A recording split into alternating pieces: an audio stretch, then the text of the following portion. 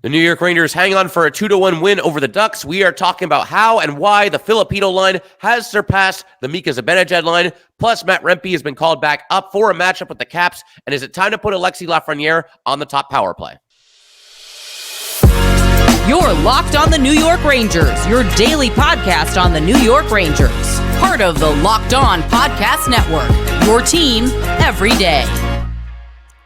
Welcome back, Blue Shirts fans, to episode number 1170 of the Locked On New York Rangers podcast. I'm your host, John Chick. Just want to thank you guys, as always, for making Locked On New York Rangers your first listen every day. We are free and available on all platforms, including YouTube. And today's episode of Locked On New York Rangers is brought to you by FanDuel. You can start the season with a big return on FanDuel. New customers can place a $5 bet, and you'll get started with $150 in bonus bets if you win your first $5 bet.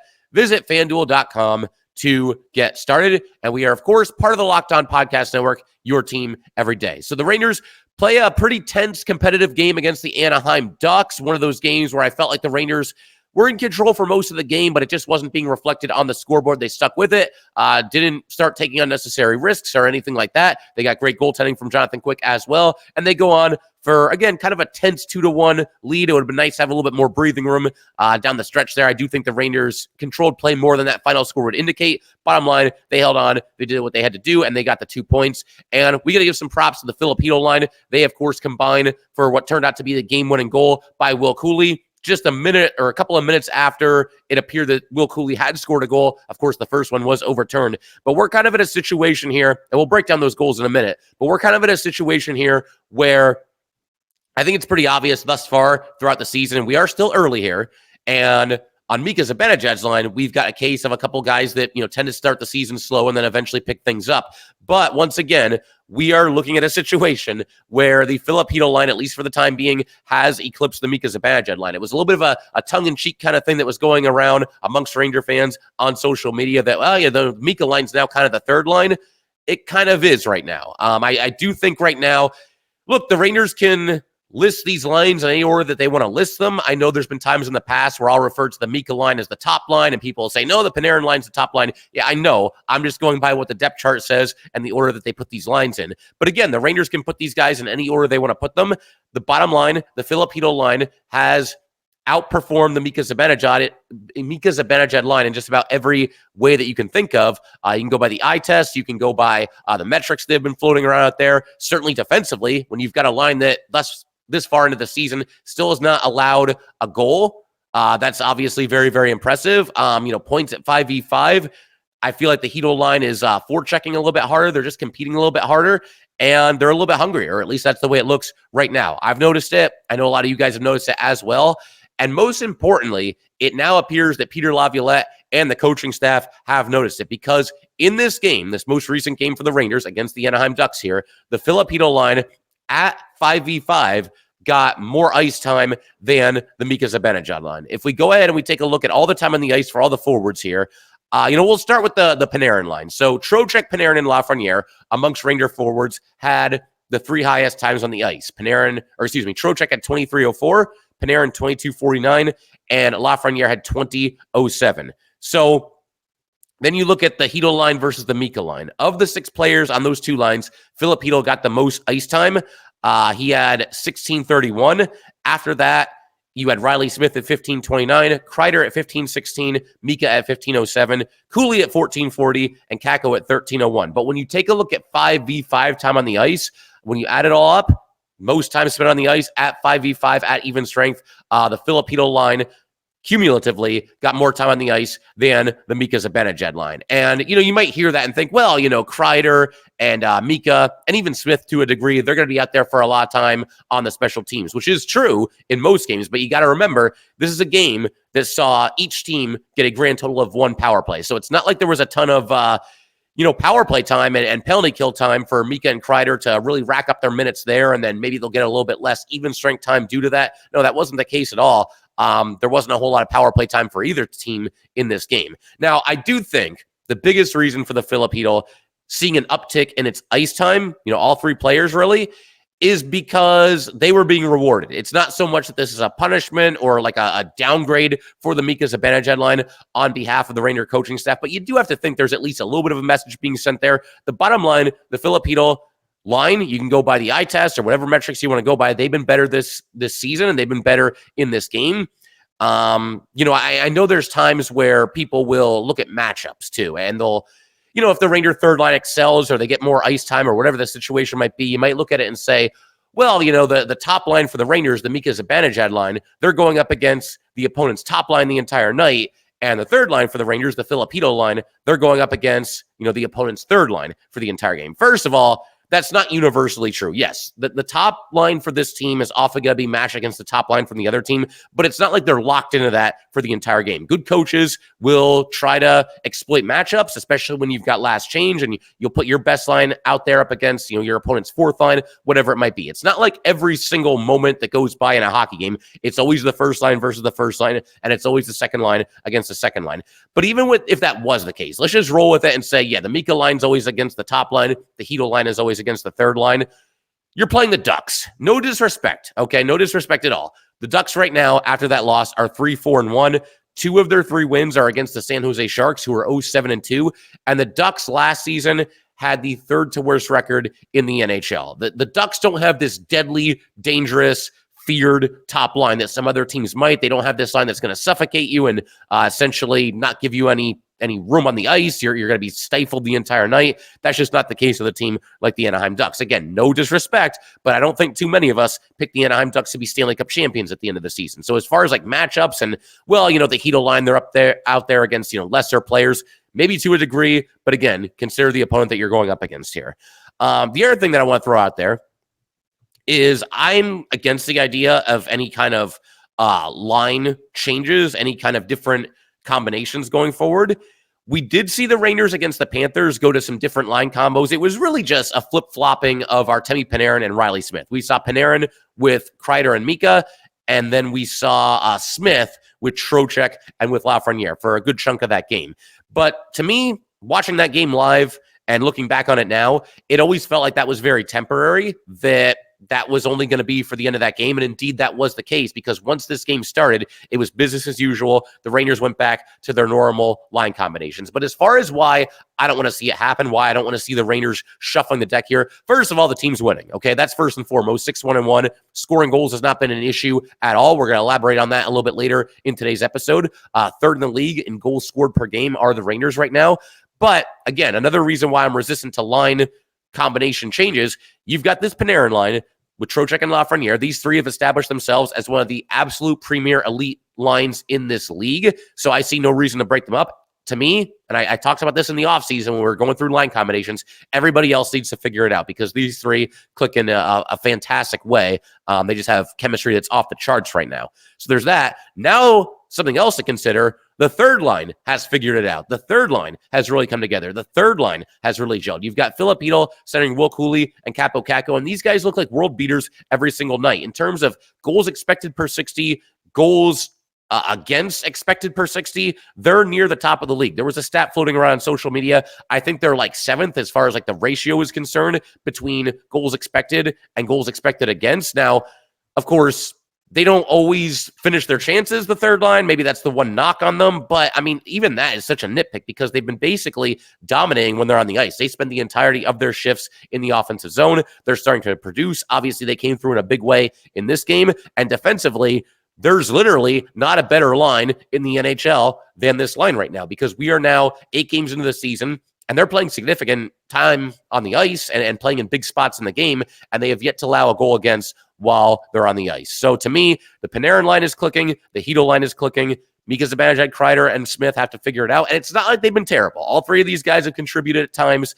The point totals are respectable for all 3 members, but I feel like there's too many games, specifically against the Panthers, where a good portion of the game, you just don't notice them. They're not creating any scoring opportunities. They're just kind of there. And it's not like they're killing the Rangers or making all these mistakes, taking all these unnecessary penalties, putting them in a bad spot. But they've been very clearly not anywhere near as good as the Panarin line, and I would say not as good as the Chytil line either. So we do need a little bit more from that line going forward. But while we're talking about the Chytil line, let's give them props for coming up clutch in this game. We had the Will Cooley goal that was overturned. This would have made it 2-0 in the third period. Filip Chytil goes up the left side. He falls down. He keeps pressuring the puck. Ducks get it out. Kakko eventually clears the Ranger zone. And then Chytil passes up the boards to Cooley, leads him into the offensive zone. Unfortunately, Cooley ends up being offside. For the time being, it was a pretty awesome goal, though, because Cooley's going up the left side, forces his way to the net. His shot is denied, but he buries the rebound on a backhand. Unfortunately, once again, overturned due to the offside. But then, props to this line for sticking with it, for going out and getting another one, going out and scoring what turned out to be the game-winning goal of this game. This one was even better because everybody on the ice was busting his tail on this play. Keandre Miller, a long pass to Kakko. Kakko goes up the right side, tries to power his way to the net, can't quite do it, so he goes behind the net, passes in front, couldn't connect with anybody, but Fox then to Miller, Miller to Chytil down low on the left side. The goalie kind of overcommits to Chytil. Chytil goes around behind the net, in front to Kakko. Kakko over to Cooley. Cooley scores from the doorstep. So a great goal there, blue-collar goal, a hard-working goal, and a goal in which every player on the ice had a hand in it and was really working for it. Made it 2-0 with 8 minutes to go. And then, of course, the Ducks scored, so this turned out to be the game-winning goal. But the Cooley line's doing it all right now. We even saw them late in this game with less than 3 minutes to go. They were on the ice with the Rangers protecting a one-goal lead, and they ended up, having a really strong offensive zone shift. It's tough to get the equalizer when you're back on your heels for the entire shift, and that's what this line did to the Ducks for what turned out, I believe, to be their final shift of the night. So just great stuff all around from this line, and looking forward to what they can see, what they can do, continue to do going forward. Going to keep everything rolling in just a second. I want to shift our attention to some lineup changes, including one that is very likely coming for later. Not tonight. It'll actually be tomorrow night, Tuesday night. But very notable lineup change that involves Matt Rempe and some lineup changes going into this game as well. We'll get to all that good stuff in just a second. All right, we just want to take a minute to let everybody know that today's episode of Locked On New York Rangers is brought to you by FanDuel. Get ready to tackle the NFL action with FanDuel, America's #1 sportsbook. Because right now, new customers can bet $5 and get $150 in bonus bets if you win. The FanDuel Sportsbook app gives you everything you need to place live bets on the NFL all in one place. So when you get a hunch in the middle of the game, you can check out the latest stats, view live play-by-play, and so much more on the same page where you place your bets. Just visit FanDuel.com to join today. You'll get started with $150 in bonus bets if you win your first $5 bet. That is FanDuel.com. Never waste a hunch and make every moment more with FanDuel, an official sportsbook partner of the NFL. And today's episode of Locked On New York Rangers is also brought to you by Gametime. Gametime has a new feature called Gametime Picks that makes getting tickets for your favorite live events even faster and even easier. Gametime Picks filters out the fluff to show you only incredible deals on great seats so that you do not have to waste time searching through thousands and thousands of tickets. Gametime Picks. Curation makes it easier to save more on sports, concerts, comedy, theater, etc., all in pricing. Toggling this feature shows the total up front with no surprise fees at checkout. Seat views get a panoramic view from your seat in the app before you buy, and the lowest price guarantee or Gametime will credit you 110% of the difference. Take the guesswork out of buying tickets with Gametime. Download the Gametime app, create an account, and use code LOCKEDONNHL for $20 off your first purchase. Terms apply. Again, create an account and redeem code LOCKEDONNHL for $20 off. Download Gametime today. What time is it? It is game time. All right, let's go ahead and keep everything rolling here on Locked On New York Rangers. Huge shout out to the everydayers. As always, next episode, going to be breaking down everything that happens between the Rangers and the Capitals. But for right now, some interesting lineup changes going into this game, and one that is very highly expected for the next game that involves Matt Rempe. We'll start with this game, though. Zac Jones back into the lineup in place of Victor Mancini, the first time that Mancini has been a healthy scratch this season. We also had Matt Rempe being assigned to Hartford, but he's now been called back up after playing a couple of games with the Wolfpack. To bring everybody up to speed really quick here, a couple of smaller things that have happened. Chad Ruedel cleared waivers. He's now with the Hartford Wolfpack. And Hartford beat Lehigh Valley in overtime on Saturday night as well. So that's great to see. Jimmy Vesey practicing in the red non-contact jersey, and I believe he's cleared for contact at this point, is Jimmy Vesey. And now, obviously, Matt Rempe has been called back up. But for starters, the thoughts that I have on Victor Mancini being scratched in this game, it's fine. The bottom line, Mancini has played in 7 out of a possible 8 games. I get the feeling he's going to be back out there for this next game against the Capitals. And as Peter Laviolette has mentioned in the past, he doesn't like to let guys, sit around for too long, have somebody in the press box for weeks at a time, months at a time, go just completely ice cold. I think that makes a lot of sense. I said the same thing when Chad Ruedel got a game a little bit earlier this season, and now it's looking like Zac Jones is going to get back in. And Jones, honestly, I did not feel like he played poorly at all when he was in the lineup for the Rangers to start the season. Unfortunately, it's just a numbers thing. Ryan Lindgren comes back. Victor Mancini has been the kind of the talk of the town, so to speak, here as far as, being a surprise big-time contributor to this Ranger team.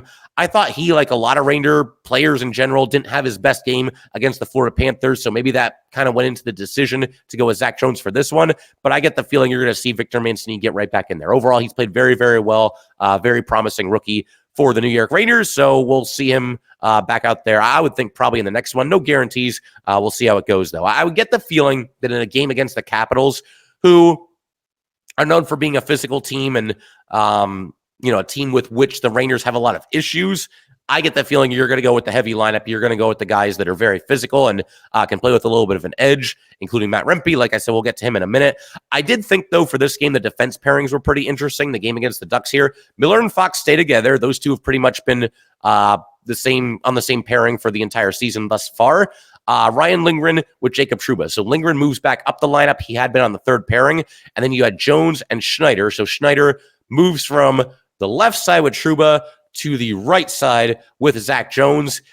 And it makes sense because with this alignment, with these 6 defensemen in your lineup, you have 3 lefties and 3 righties. So you figure you probably just keep everybody on their natural side and just take it from there. And that's what the Rangers did. Once Mancini goes back in, though, if that does happen for this next game, I get the feeling you'll probably see Mancini slap back in there on the right side on the third pairing. You keep him on his natural side, and the ever-versatile Braden Schneider, he'll move back to the left side and bump back up to play alongside Jacob Trouba. Overall, I think the Schneider and Trouba pairing has been pretty good. That's a pairing that we haven't seen really at all before this season, but the whole lefty-righty thing kind of necessitated that somebody switch sides, and overall, I think that duo has been pretty good together. And something that I talked about not too long ago, and I'll repeat it here, Braden Schneider deserves a lot of praise for his versatility. The amount of defensemen that he's played with since he's come into the league, everything from journeymen to prospects to big dudes to small dudes to old dudes to young dudes, and now switching sides to accommodate the lefty-righty imbalance and playing with Jacob Trouba and doing just fine doing that as well. So Schneider deserves a lot of credit for sort of being that Swiss Army knife among the Ranger Blue Liners. But yeah, I mentioned that the next game is against the Capitals. You never know how these games are going to go, but I don't think any of us would be too surprised if there were some fireworks. It's one of those things where there could be a little bit of a powder keg kind of a situation. Doesn't take much to light the fuse. And as I mentioned a minute ago, Matt Rempe has been called back up for the New York Rangers. First of all, I would bet just about anything that Rempe will be in the lineup for this game. I don't think you call up Matt Rempe when your next game is against the Capitals and do so to have him watch from the press box. It's going to be hard for him to make much of an impact up there. I know that Rempe was a healthy scratch at times this season, and once that started to continue, they sent him down to the Hartford Wolfpack, and I think rightfully so. But for this game, this is what I talked about in the offseason too. When I pitched the idea of Matt Rempe potentially getting some time with the Wolfpack this season, you can always call him back up on an as-needed basis. You're playing a team that's a bitter rival. You're expecting trouble. They've got a couple of big, tough guys on their side. You can call Matt Rempe back up for a matchup like that, and that's what the Rangers have done here. As far as whose place he takes in the lineup, I mean, process of elimination, I think it's got to be Johnny Brodzinski. I don't think Brodzinski has done anything wrong either, but this goes back to what we've talked about before on here, the good problem to have that is currently a storyline with the Rangers. The fact that there are so many players that deserve to be in the lineup that are plenty capable of playing in the NHL, and there's a limit. 12 forwards, 6 defensemen. You fill out your lineup, and a couple guys are going to be out. I don't think Brodzinski has done anything wrong, but you look at that other fourth line, Sam Carrick has really played well for the Rangers. He had another couple of chances to score in this game against Anaheim. Just good hard-nosed hockey. Adam Edstrom is all over the place. He got into a fight in this game, although I think they ended up just making it matching minors because there weren't any punches thrown. The gloves came off, but they kind of just wrestled each other down, and that was the end of that. But the elephant in the room, Tom Wilson. I know that there's a lot of Ranger fans out there that have been looking for the Rangers to get payback and get retribution ever since Tom Wilson did what he did to Artemi Panarin. What is that, like 4 years ago at this point? That's crazy how much time has gone by here. But we'll see if it happens. I think that's certainly a possibility that's on the table. I don't believe that Tom Wilson has been in a fight against the Rangers since that moment happened. Obviously the Rangers brought in Ryan Reeves. They traded for him that offseason. and Reeves was here for about a season and a half, give or take. Never happened. We were highly anticipating the Reeves versus Wilson fight. It never came to be. As far as Matt Rempe, is he going to fight Wilson? I think for sure Matt Rempe is going to be ready. I don't think that he's going to be the one to initiate it, but if Tom Wilson wants a fight, I don't think Matt Rempe is going to say no. Deterrent is the word that's usually thrown around for players like this, for players like Matt Rempe. He'll come back up and be a deterrent to Tom Wilson. Maybe he will. I don't think Rempe's going to instigate it. We saw in the playoffs last year, these two teams met in the first round. And I think a lot of us thought that it was going to go down then, or at least that possibility was on the table, Matt Rempe versus Tom Wilson. But as it turned out, the Rangers basically dominated that series. They swept it in 4 games. And the game where Wilson really wanted to fight Rempe was game 3. Now, the Rangers at this point in the series are up 2-0. I believe they had a lead in game 3 at that point as well. And Wilson wants to fight Rempe to spark his team. Obviously, he's at home now. The Capitals have home ice for game 3. He wants to get the building going a little bit. And Matt Rempe wouldn't drop the gloves. I don't think it's that he was afraid of Tom Wilson or anything along those lines. Matt Rempe is smarter than a lot of people are going to give him credit for. He understands when it makes sense to fight and when it doesn't. And in this case, even if he wins the fight against Tom Wilson, Wilson still gets his team fired up. He still gets the fans fired up. And, they're trying to do something to switch the momentum of that playoff series, and Matt Rempe wouldn't let it happen. So I think Rempe did the right thing by not fighting last year. But I do think if Wilson challenges him now in the regular season, and I know it's back on the road against Washington, I don't think Rempe's going to have a problem saying yes to that. So we'll see how it goes. Could happen early in the game. Time will tell there. But I don't think it's like a guarantee or anything like that. But hey, man, if Matt Rempe wants to fight Tom Wilson, I'm not going to argue against that. I mean, I'll have the popcorn and I'll be ready to go too, because I know a lot of Ranger fans have been waiting for this moment, waiting for Tom Wilson to hopefully get his comeuppance. And if you think the Rempe maniacs are obsessed with this guy right now, just wait until you see what happens if he wins a fight against Tom Wilson. That's going to be a lot of fun to watch. And again, no guarantees that it happens, but if it does, I'll be glued to my TV like a lot of you will be as well. So we're going to keep everything rolling in just a second here. I want to shift our attention to the Ranger power play. There's been a lot of discourse as far as what's wrong with the Ranger power play, and do they need to make changes to the personnel or otherwise? We're going to talk about that in just a second.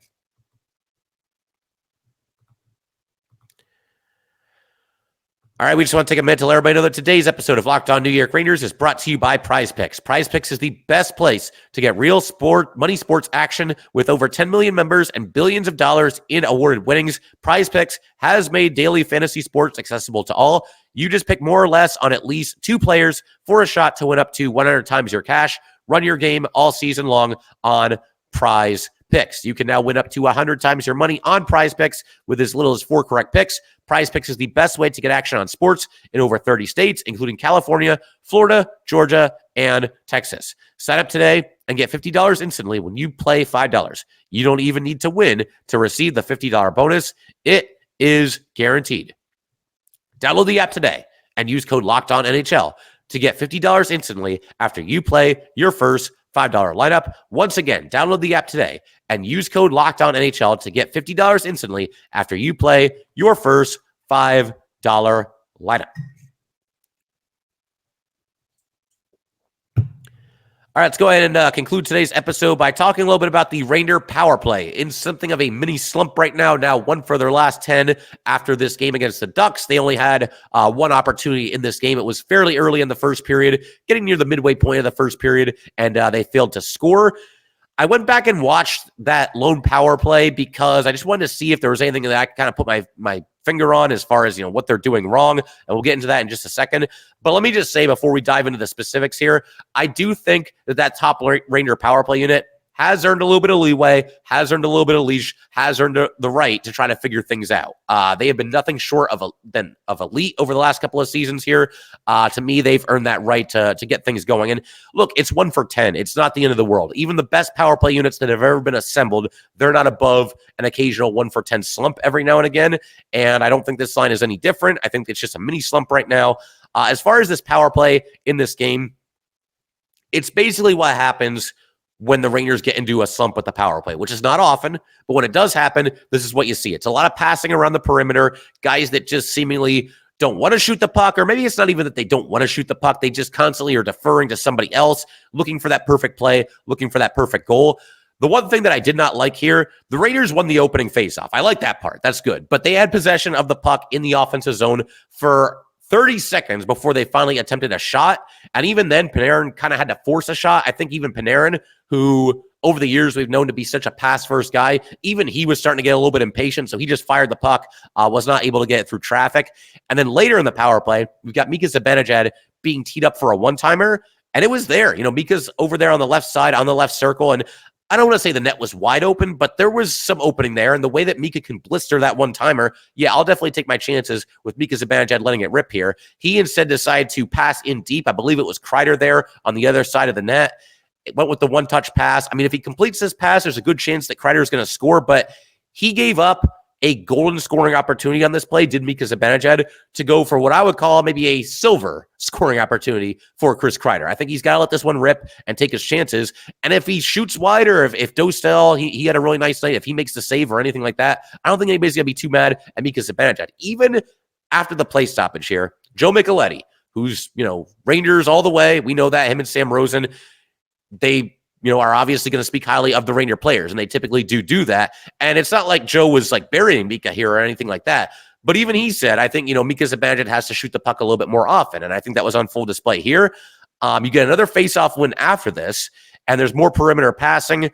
Panarin takes a shot from the top of the zone. That's denied. The Rangers keep it in. They keep possession of the puck. Panarin shoots wide. Panarin was really the only Ranger here who was acting like his team was on the power play and attempting to score and being aggressive. Everybody else looked like they were playing a game of keep away. Like I said, it's that perimeter passing where it's, along the half boards, back to the blue line, over to the other side of the blue line, to the half boards, down around behind the net. Somebody's got to shoot the puck. All right, that's first and foremost. Now, when this power play was over, they were credited with 4 shots on goal, which is not bad at all, but I don't think really any of them appeared like they were going to go into the net. They just weren't those high danger scoring opportunities that you're used to seeing. We had the second unit out there with about 40 seconds to go. Keandre Miller, who otherwise played well, he did fumble a pass here, and it came out of the zone, and that was pretty much it as far as the power play was concerned. But, the longer this goes on, and even if this isn't going on, there's a lot of Ranger fans who want to see Alexis Lafreniere on the top power play unit, and I can certainly understand that. And I admitted this in our most recent episode where we covered Lafreniere's contract extension, but part of my reservations there, if Lafreniere goes on the top power play unit, his points are going to skyrocket and his price is going to go up as well. Well, now he signed that extension. Now he's under contract. Now we don't have to worry about that. So I'm at least more open to the idea, as I mentioned in our last episode, but I am willing to let this Ranger unit figure things out because 1 for 10 is not the end of the world, and the Rangers are winning in spite of it. And in fact, there are several silver linings from this entire situation here with the Ranger power play unit struggling. I'm going to go through them all right now. First of all, despite the recent slump, despite the fact that the Rangers are 1 for their last 10 on the power play, they are still at 25% success rate on the season on the power play. That's good for number 9 in the league right now. Eventually, those teams that you see right now that are at like 30% or 33%, those numbers are eventually going to come back to earth a little bit because that's just what happens over the course of an 82-game season. But 25%, a lot of seasons, that'll put you in the top 3 in the league if you're scoring on 25% of your power play. So that's first and foremost. Secondly, the Ranger penalty kill has been very good. And the power play, the penalty kill, they're always, somewhat linked, and you're kind of looking at those two things as far as how the team is doing on the whole when it comes to special teams play. The Ducks were just 0 for 1 on the power play in this game. But overall, on the season, the Ranger PK has killed off 88% of the power plays that they've faced. It's more important to have a big-time penalty kill than it is to have a big-time power play. It's great to have both. The Rangers had both last year. I think they'll end up having both this year as well. But it's nice to see that some of the same guys that maybe aren't getting it done on the power play right now, they're still getting it done when it comes to the penalty kill. Third, and possibly most important, there's always a narrative with this Ranger team when it comes to them being power play merchants. These guys are just a middle-of-the-road team when it comes to 5v5. They can't get anything done offensively. When it comes to 5v5, there's an over-reliance on their power play. There's an over-reliance on their penalty kill. This isn't going to work in the playoffs, this, that, and the other thing. Well, despite this power play going into drought recently, again, 1 for their last 10, this team, this Ranger team, still 6-1-1 on the season, so they are doing it in spite of the power play being a little bit off right now, and I think that's a positive sign as well. There's always a good way you can look at things, and I think we just found one there. The power play is faltering, yes, but this team is still putting up goals at a crazy clip, and they're still winning games. I mentioned this earlier. Rangers right now third in the league with 4.25 goals scored per game. They are behind only Vegas and Winnipeg. So for all those reasons that I just mentioned there, you look at the track record of that top power play unit. I, once again, am willing to let these guys figure it out. I also understand that the longer this goes on, the more that Ranger fans are going to be calling for guys like Lafreniere, maybe even Filip Chytil as well. That's something that I think Ranger fans might voice their opinion on, but we'll see how it goes. I think this line has earned the opportunity to try to figure things out, and I think ultimately they will figure things out. So wrapping up today's episode, we got to give some props to Jonathan Quick. We had a lot to do here today. Wish I had a little bit more time to spend on Quick. But bottom line, he stopped 32 of 33 shots in this game. Some big saves during the Ducks' one power play opportunity. Some big saves down the stretch in this game. Made a really good glove save with about 3 minutes to go. The last couple of seconds of this game got a little bit dicey. There were a couple of offensive zone faceoffs in a row for the Ducks. And Quick had to come up big there, fight his way through traffic to fight off the puck. So that was huge. Ryan Lindgren scored his first goal of the season. Good for him. I think, there's times where Ranger fans are a little bit unappreciative to Ryan Lindgren. I think that's fair to say. I mean, the guy goes out there and gives you everything he's got every single night and plays with a lot of grit and a lot of tenacity. Brandon Othman suffers an upper body injury. He is now out for 4 to 6 weeks. So a tough blow there for somebody who's obviously one of the Rangers' biggest prospects. But I figure we can call it right there. Thank you guys, as always, for tuning in. If you guys would like to get in touch with this podcast, please send an email to lockedonnyrangers@gmail.com. Once again, that is lockedonnyrangers@gmail.com. Definitely give us a follow on Twitter as well, @LO_NY_Rangers. Once again, that's @LO_NY_Rangers. And definitely subscribe to Locked On New York Rangers YouTube channel. Thanks again, guys. I will see you next time.